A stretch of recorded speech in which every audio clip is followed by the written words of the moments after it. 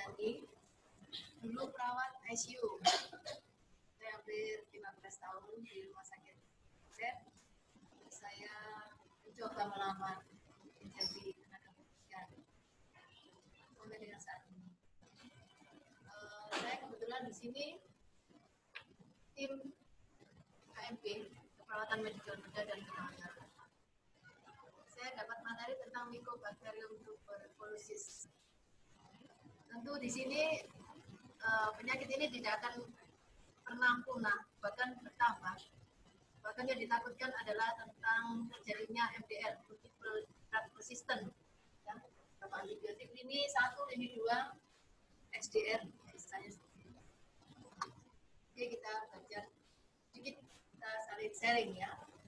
Saya juga belajar di sini dan juga saya belajar dari adik-adik sekalian apa itu tentang TB.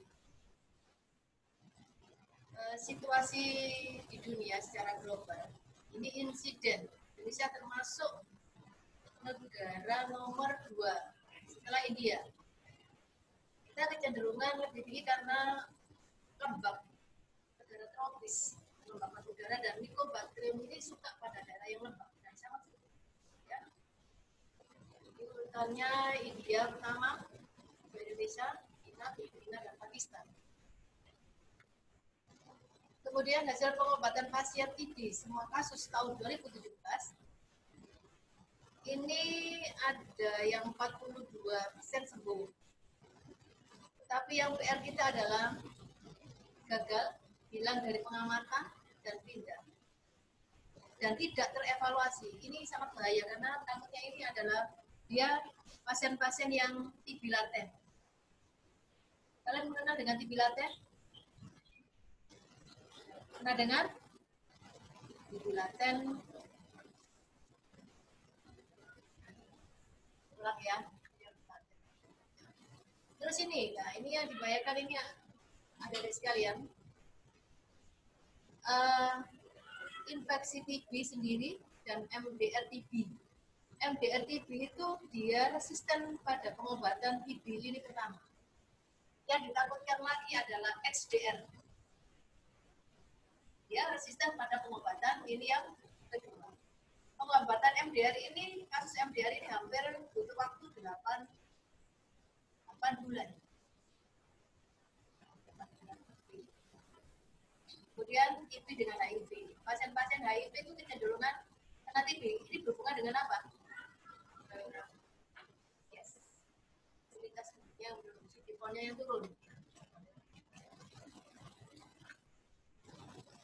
Kita tahu ya, bakteri TB ini sebenarnya adalah makhluk hidup. Ya, makhluk hidup. Kemudian bakteri ganas dan tidaknya ini penentunya adalah di dinding dari sel bakteri itu sendiri. Dia termasuk parasit fakultatif. Dia hidup berkembang di dalam tubuh manusia sebagai parasit fakultatif. Ciri khas dari bakteri Mycobacterium ini, lapisannya, dinding selnya itu tebal dengan lapisan lipid yang amat kaya. Sehingga kenapa bakteri ini sangat resisten sekali dengan beberapa antibiotik.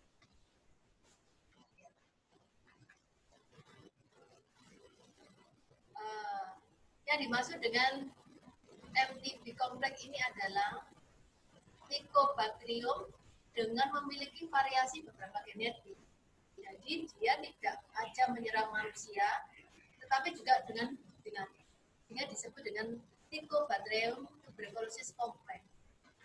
Jadi Mycobacterium yang bisa menginfeksi beberapa jenis genetik. Dan manusia bisa terserang dengan mucovis, ya ini dari susu.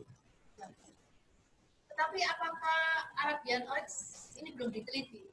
Tetapi ini ada diduga tuberkulosis sama bofis ini bisa menyerang manusia. Jadi bukan satu saja Mycobacterium menyerang manusia, tetapi juga animal yang lain bisa diserang dengan. Ini ada Rob Vector. Dia adalah ahli fisika. kenegaraan Jerman, dia mendalami beberapa penyakit infeksi. Yang pertama ditemukan adalah tentang antraks. Tahu antraks ya? Infeksi antraks pada apa? Ya. Kemudian dua menemukan dia adalah yang kedua ditemukan infeksi tentang Mycobacterium. Dia penemu Mycobacterium.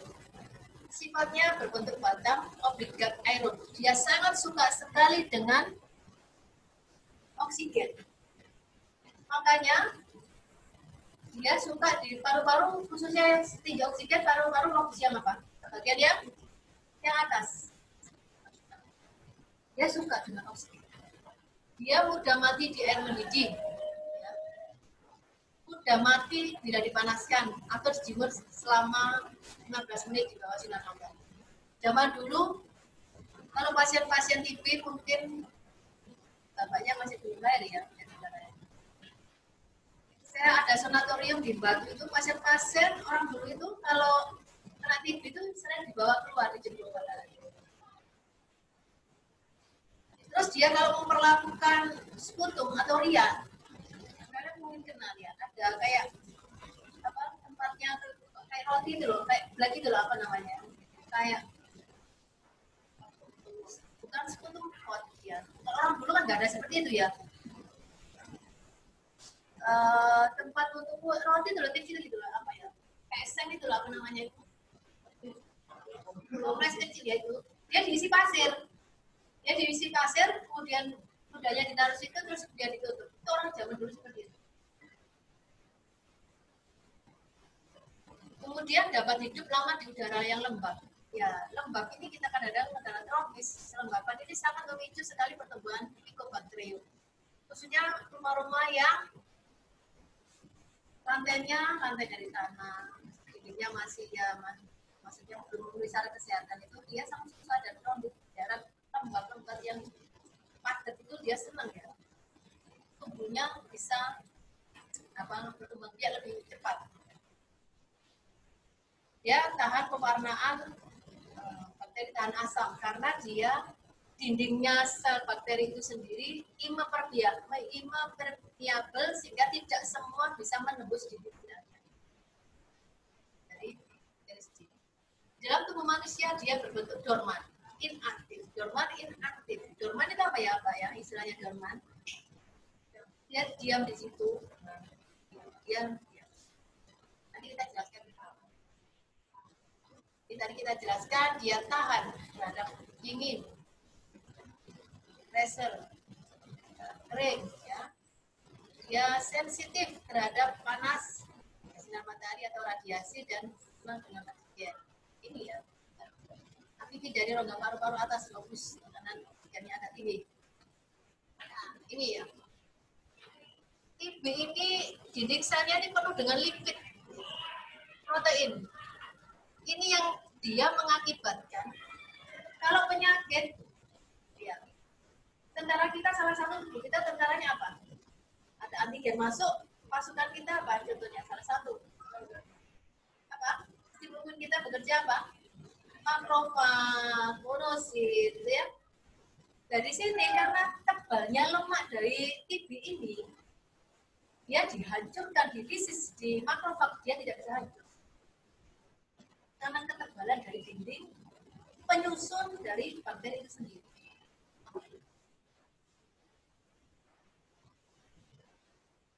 Ini ya, permukaannya seperti ini, dindingnya sendiri dari bakterium ya, hidupnya asam nikolat, peptidoglykan, membrannya dari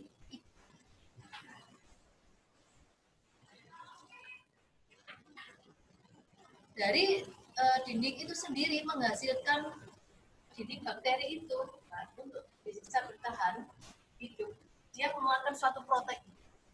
Protein di dalam tubuh kita sebagai antigen.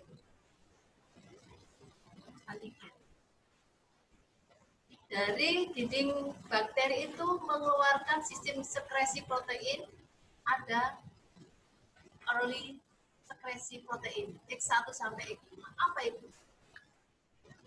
Dinding bakteri seperti ini yang dipelajari oleh para para ilmuwan tentang mikrobiologi bagaimana menciptakan obat-obat seperti itu.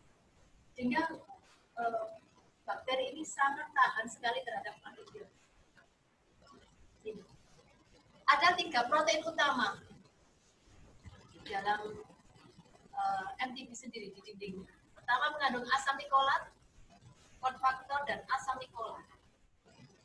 Dan pektin. Apa itu? Jadi protein bakteri itu untuk dia bertahan kan masuk dalam tubuh supaya dia tidak makan, dia akan mengeluarkan suatu antigen.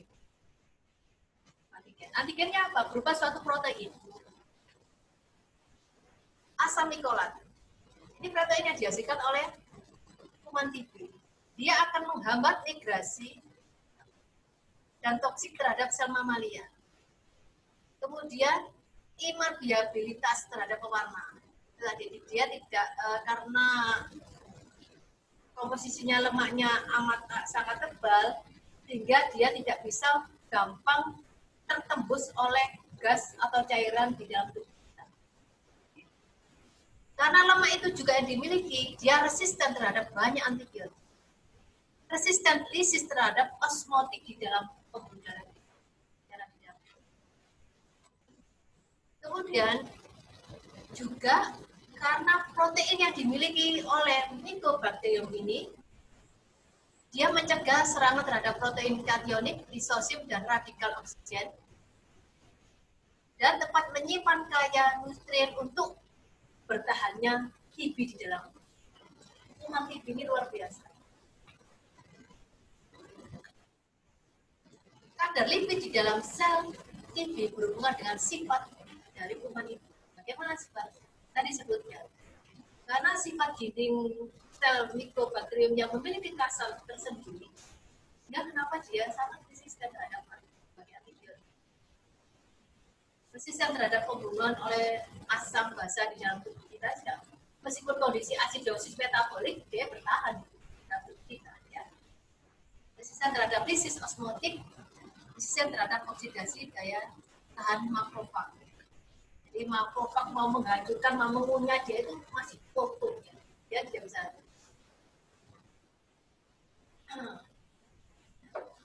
Ada 2 protein yang disekresi oleh yang utama ini ya. Early secrete antigen target dan kultur filtrasi protein. Ada 2 ini ya. 2 ini yang sangat virulensi. Virulensi itu apa? Protein yang dihasilkan oleh TB yang bisa menyebabkan orang itu sakit. Ada 2 ini. Target ini. Ini targetnya hilang, tekan itu, maka kuman akan secara langsung dia akan mati. Tuberkulosasi itu sendiri dindingnya ada 9 gen. Ya, gen RP 38 sampai 3871 sampai 3870. Tidak dari mana? Itu dengan PCR, DNA. Ya. Ini para ilmuwan mempelajari dari ini. Kenapa ya? Itu sampai seperti itu, sampai tidak bisa guna. Bahkan bisa bilang, unikan dari kuman itu sendiri, bisa di dalam dia bisa memperbanyak. Karena keunikan ini, karena memiliki apa ya tadi? Lipid yang dihasilkan dinding-dinding sel yang untuk melindungi dari bakteri. Sekresi antigen target ini adalah suatu protein terbukti sebagai faktor yang sangat virulensi, sangat dominan pada MTB. Dia disekresi sejak awal infeksi masuk di dalam tubuh, diperlukan untuk kelangsungan hidup dan penyebaran di dalam tubuh. Dia bisa bekerja sendiri atau dibantu dengan CPV 10, kultur filtrasi protein. Sekresi ini karena protein ini ya, kita bicara tentang protein. Antigen itu zat yang dikeluarkan oleh kuman atau virus. Tubuh menangkap sebagai apa? Antibodi. Antigen benda asing, tubuh kita mengeluarkan suatu antibodi. Antibodi apa saja?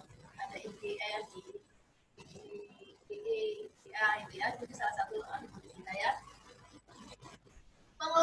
protein ini mengganggu makrofag. Makrofag itu apa? Seperti apa makrofag itu?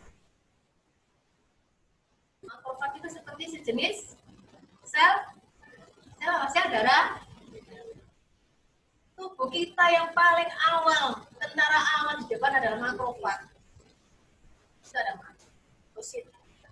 Makrofag akan mengeluarkan suatu zat molekul kimia. Nah, kita lanjutkan ya. Jadi protein bakteri itu supaya dia kenapa? Supaya dia bisa menembus dan bertahan hidup.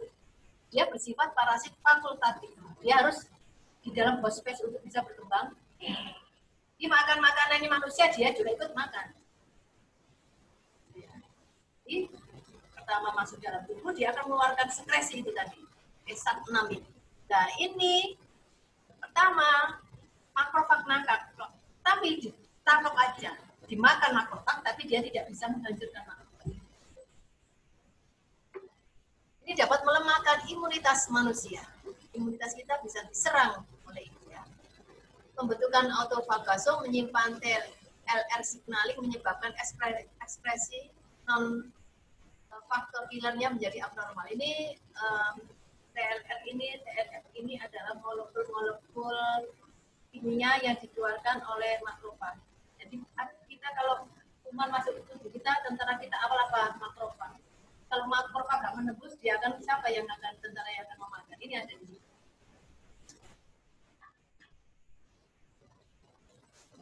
Ini mekanisme penularan. Pertama memang lewat udara. Tetapi tidak jangan ini diabaikan ya. Tidak mungkin lewat bungkus genital, transplantasi atau putanis, tidak, belum terbukti.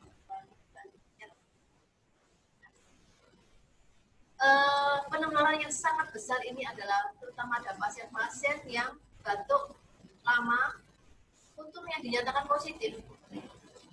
Pasien yang tidak dalam pengobatan, pasien TB yang tidak terobati, itu resiko penularan sangat tinggi.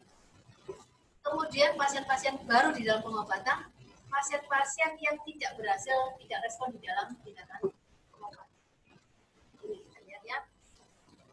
Kita bicara, pasien TB bicara itu bisa mengeluarkan 0 sampai 200 basil bakteri. Kalau batuk, kalau sneezing, bersin, itu sampai segitu ya. Berapa itu? 1 juta. Nah, ini bisa ke sini ya.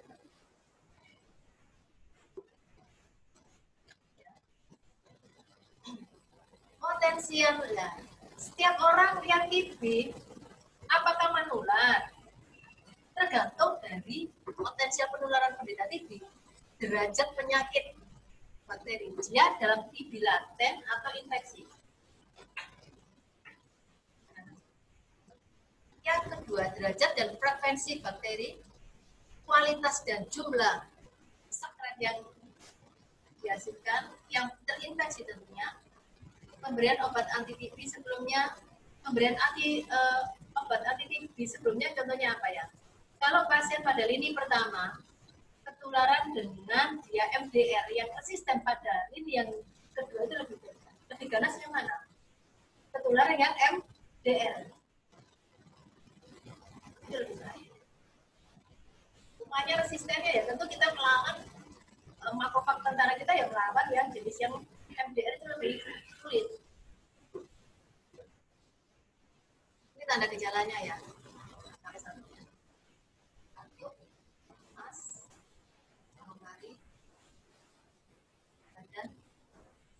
Nah, ini ada istilah. Bedanya terpapar, infeksi, dan sakit. Ini harus membedakan. Ya. Pertanyaan natural history TB. Sumber case ini sumber penyakit, kita terpapar, kontak ini manusia ya. Manusia bisa infeksi dan tidak infeksi. Ada kebayang?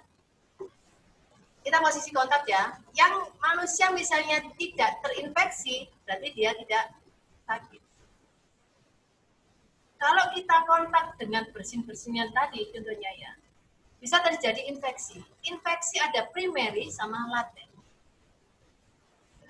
Kalau primary sakit, pasien sakit itu ada menunjukkan gejala dan kuman itu aktif. Kalau laten infeksi, pasien ini tidak menularkan, dia tidak menunjukkan gejala, itu laten, itu laten.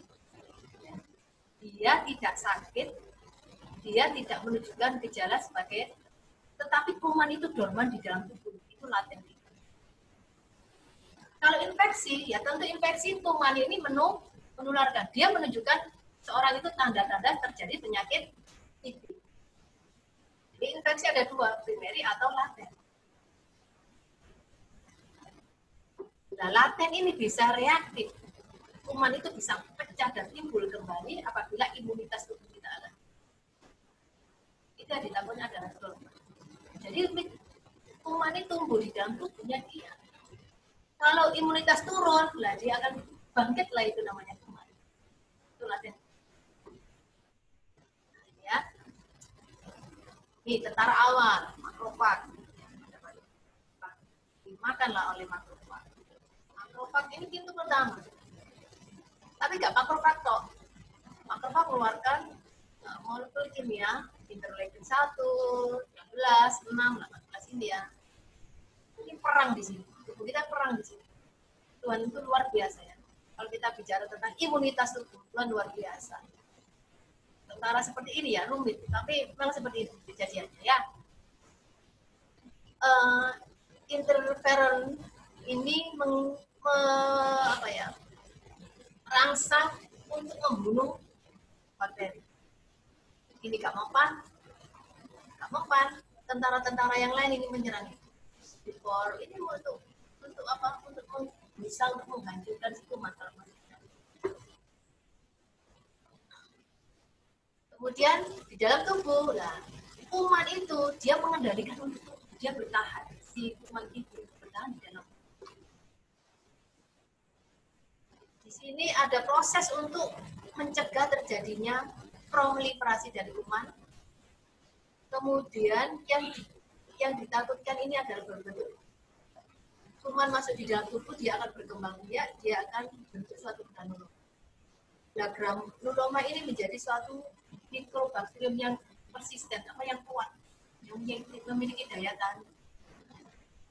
Granuloma ini suatu waktu dia akan reaktif, bangkit kembali. Kemudian dia juga bisa merusak sekitar bronkus. Dia juga bisa menyebar ke organ tubuh yang lain. Ya. Kita terpapar, kemudian 4-6 minggu terjadi eliminasi, penghancuran oleh makrofag tadi, masuk di sini ya, dibungkus. Ini dia udah hancur ini ya. Kemudian meskipun dibungkus, makrofag juga ada ketidakmampuan, ada beberapa bakteri yang bisa lolos keluar. Dan ini imun bekerja di dalam tubuh, kuman masuk di dalam paru menjadi suatu granuloma. Granuloma akan bertahan di dalam tubuh. Dia akan reaktif kembali, aktif kembali dengan sistem tubuh yang ini sekarang kita bedakan dulu CDC 2016. Orang dikatakan laten TB atau disease. Tadi kan laten TB dan sakit. Kita ada bedakan. Mbak-mbaknya di sini mungkin kita ini ya, orang-orang tropis. Bisa pada waktu dites mantap bisa positif. Itu berarti posisi apa itu? Tapi tidak menimbulkan gejala. Tapi positif. Kita semua bisa terpapar dengan infeksi itu. Tapi kenapa kita tidak sakit? Sekali lagi imunitas tubuh. Kita bisa laten. Bisa laten. Bisa laten TB. Kecenderungan orang-orang tropis seperti itu. Bisa laten TB, tapi butuh pemeriksaan. Makanya kita nggak usah ragu kalau tes semua positif. Berarti kita pernah terpapar namanya kuman TB. Tubuh sudah membuat sinyal bahwa pernah kita terpapar dengan sehingga ada kuman itu, tubuh sudah mengenali, oh aku seperti ini, pernah di tubuh kita gini ya. Contohnya saya misalnya dapat penyakit A, maka antibodiku ngapal loh, oh A itu seperti ini. Maka teknik menghancurkan A itu dengan teknik ini, kuncinya seperti ini. Saat waktu saya dikasih memori dari imunitas kita mengingat, oh aku pernah diserang penyakit A, antigen A, maka aku menggunakan harus kuncinya A. Itu namanya. Itu respon imunitas. Ya. Kalau laten, terdapat sedikit jumlah bakteri yang hidup di dalam tubuh tapi bersifat in. Dia tidak aktif. Terdapat banyak jumlah bakteri yang hidup di dalam tubuh yang sakit. Tidak dapat menularkan ke orang lain kalau laten. Kalau sakit, penyakit TB dapat menularkan ke orang lain. Ini tidak ada gejala ya. Punya ada gejala. Misalnya bereaksi terhadap TB, skin test. Ini untuk tes ini sama-sama positif. Radiologi bisa normal, bisa dibaca lagi ya. Tidak perlu isolasi pernapasan, bukan kasus TB. Kita menganggap sebagai bukan kasus TB untuk laten. Risiko infeksi, risiko sakit TB tergantung dari paparan lingkungan. Seberapa banyak prevalensi daerah ya, terutama ini keluarga-keluarga yang program pemerintah saya masih ingat ya waktu itu kenapa jadi resisten TB.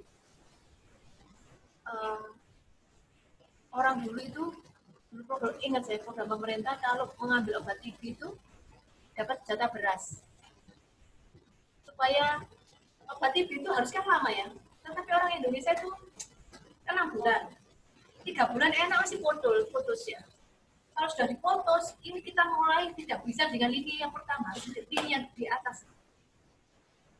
Itu yang sangat sulit. Saya waktu penelitian TB ini di Dr. Sutomo, banyak kasus yang MDR. Mungkin bapaknya pernah ya, ada yang pernah praktek di rumah sakit Dr. Sutomo?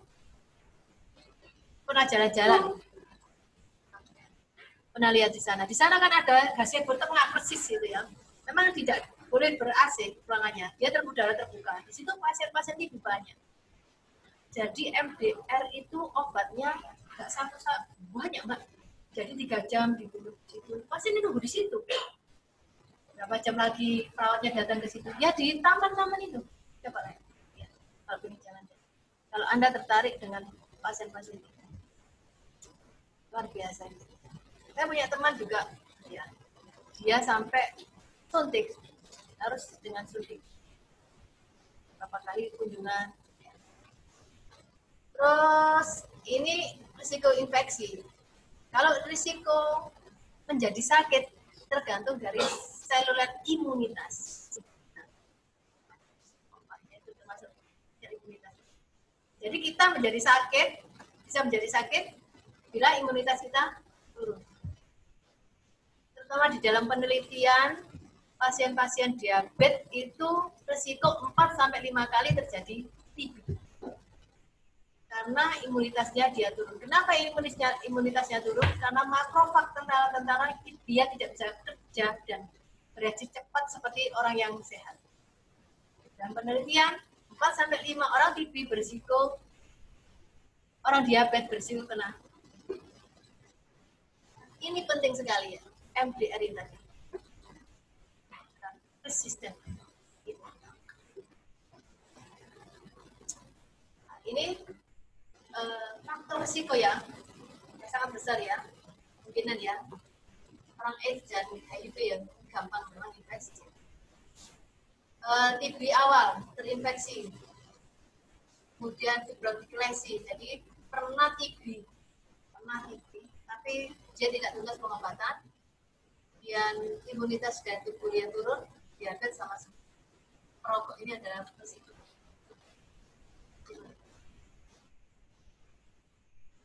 Ini organ-organ, mungkin bapaknya sudah yang pernah ya, ada di paru, ada di tulang, sampai sasa ke sini, kita menyebar. Ya. Pasien dahak positif tidak terobati dapat menginfeksi kurang lebih 10 orang. Jadi kalau dalam keluarga ada yang kena TB yang tidak terobati bisa menginfeksi resiko 10 individu per tahun. Masing-masing kasus smear positif dapat memicu 2 kasus TB baru, minimal 1 diantaranya 2 kasus baru akan bersifat sangat berat. Semakin tinggi kandungan bakteri pada dahak, maka kecenderungan penularan juga semakin tinggi. Peningkatan resiko progres untuk menjadi sakit TB. Orang yang HIV, kemudian ini riwayat pengobatan TB tidak tuntas, berat badan turun, pengguna injeksi narkoba, yang pengguna obat untuk yang menggunakan obat antagonis mengandung TNF ya alpha untuk pengobatan rheumatoid arthritis juga ya, atau psoriasis juga berisiko. Ini semua tuh ya.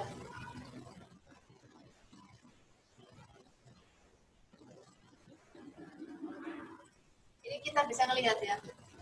Tujuan kita adalah apa yang diperiksa, kan bukan apa ya, bukan air liur, tapi dahak yang diperiksakan. Ada pertanyaan sampai di sini? Cek ini ya.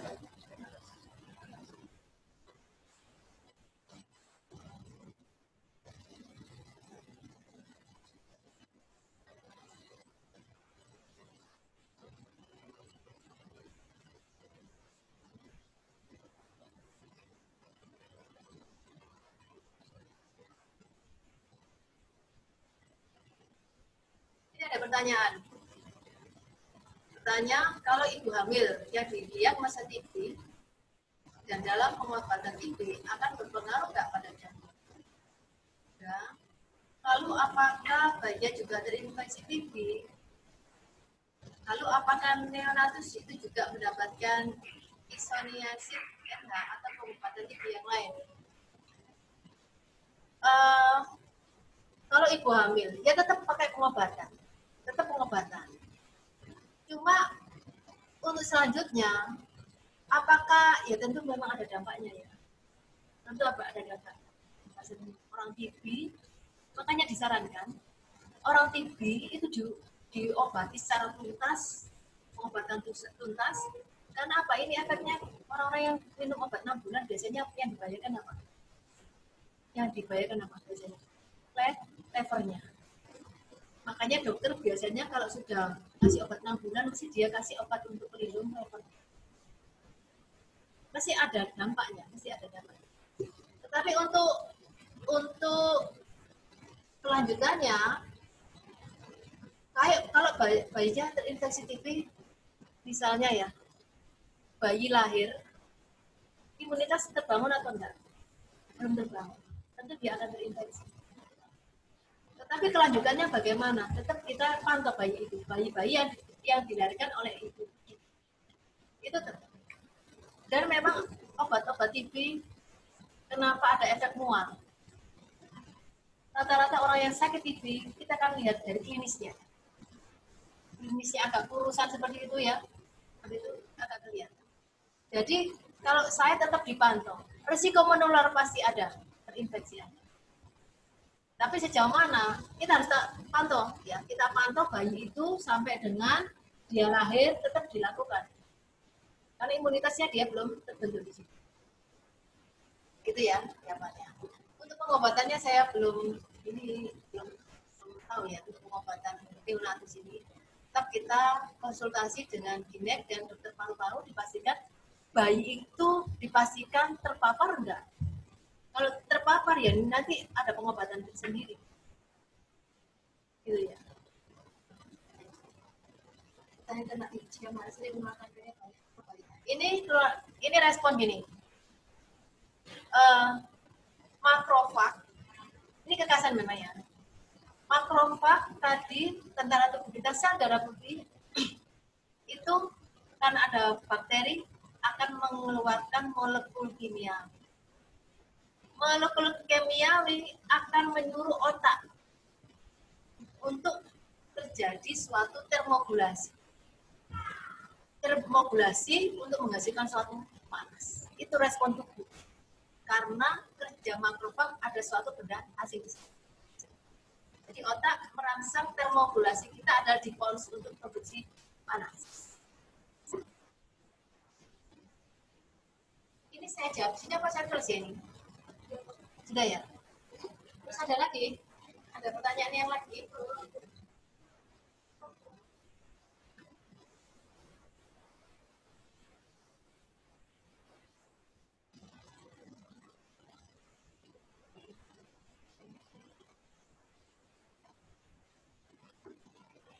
TB tulang, dia tidak bisa menularkan. Dia tertular dari drop infection yang dihasilkan dari paru-paru. Batuk. Gitu ya. Infeksi bakteri masuk di dalam tubuh. Saya sakit misalnya, primary. Kuman itu bertambah. Dia akan ke saluran limfa, akan beredar ke seluruh tubuh. Tapi kalau tidak diobati. Tetapi yang ditularkan ini adalah dari drop airborne yang dikeluarkan dari sakit paru-paru. Ya, jelas sampai di sini ya.